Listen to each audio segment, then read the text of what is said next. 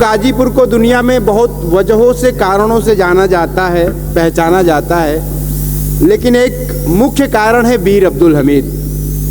याद करिएगा, जब वीर अब्दुल हमीद का पार्थिव शरीर उनके घर पे आया तो उनकी मां ने उनके साथियों से पूछा कि मेरा बेटा जब लड़ाई लड़ रहा था तो डरा तो नहीं? मेरा बेटा जब लड़ाई लड़ रहा था तो उसके कदम पीछे तो नहीं? मेरा बेटा जब लड़ाई लड़ रहा था तो उसकी आंखों में कोई गम तो नहीं था? उनकी मां से उनके साथियों ने क्या जवाब दिया, सुनिएगा।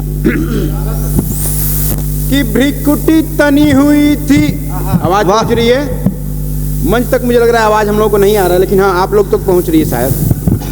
कि भ्रिकुटी तनी हुई थी, आंखों से वो लाल था।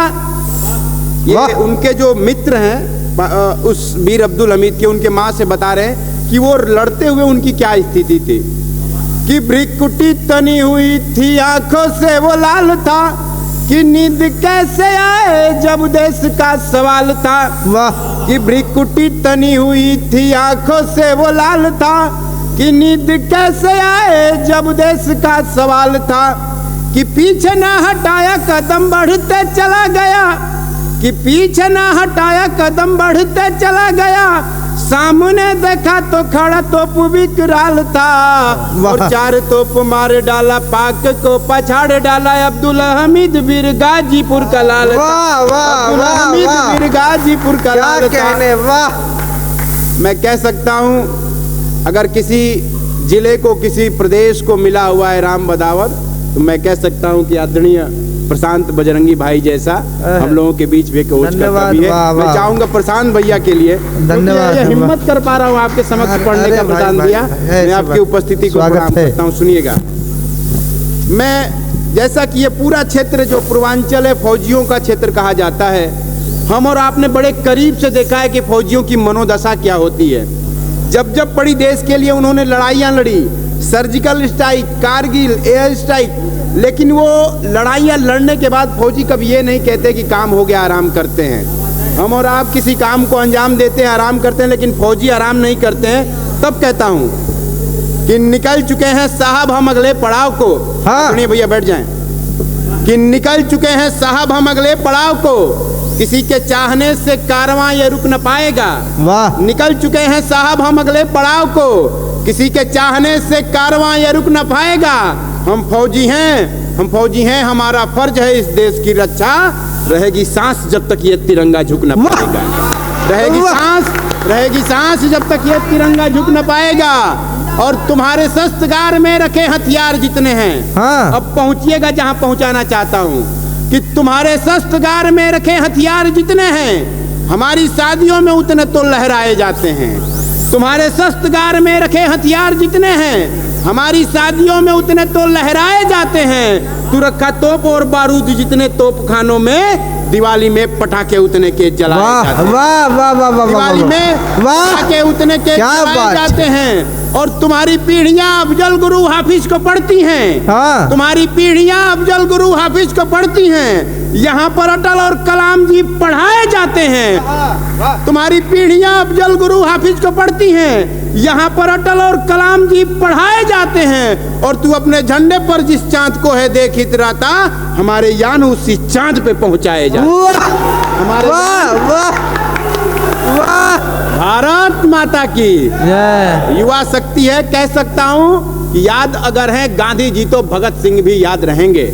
हाँ? याद अगर है गांधी जी तो भगत सिंह भी याद रहेंगे। बच्चे बच्चे की टोली में चंद्रशेखर आजाद रहेंगे।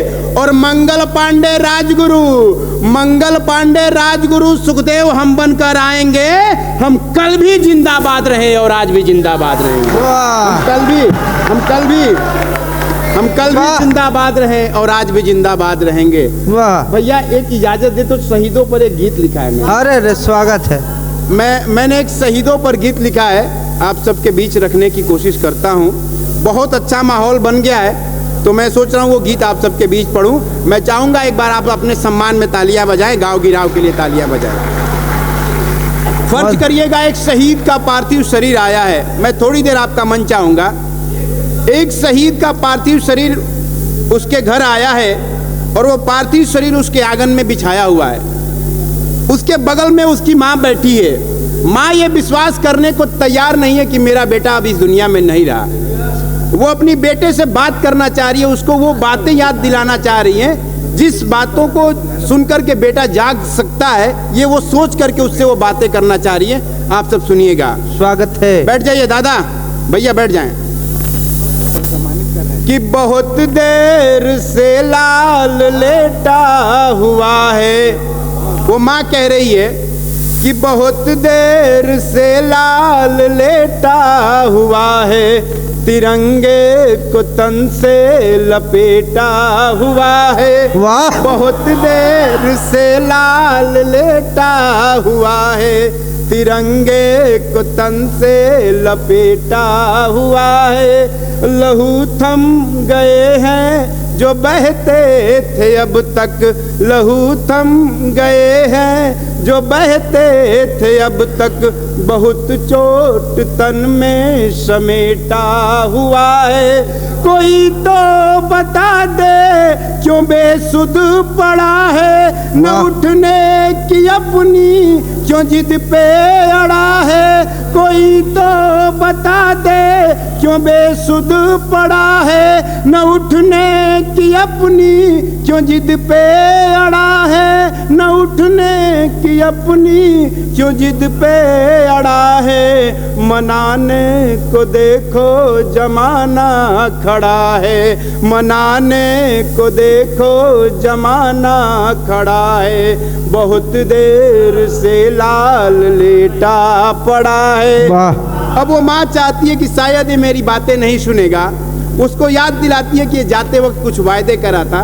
वो कहती है कि गया था ये कहकर कि आऊंगा जल्दी, वाह।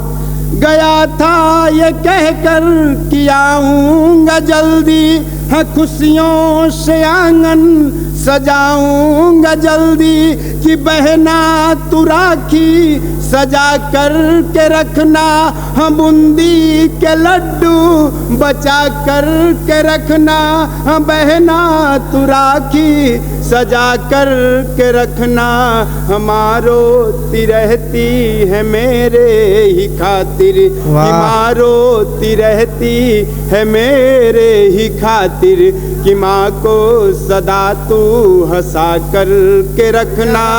देखो न मैं रो रही हूँ हंसा दे, हया लाल मुझको गले से लगा ले, हया लाल मुझको गले से लगा ले। तू सुनता नहीं है क्यों कुंठा हुआ है, तू सुनता नहीं है क्यों कुंठा हुआ है, बहुत देर से लाल रूठा हुआ है। वाह वाह वाह वाह। अंतिम है, अब वो चाहती है कि अपनी बहन के बारे में सुनकर के नहीं उठा, मेरी बात सुनकर के नहीं उठा, लेकिन एक शख्स है जिसकी बात को कभी मना नहीं कर पाता था, वो उनके पिताजी।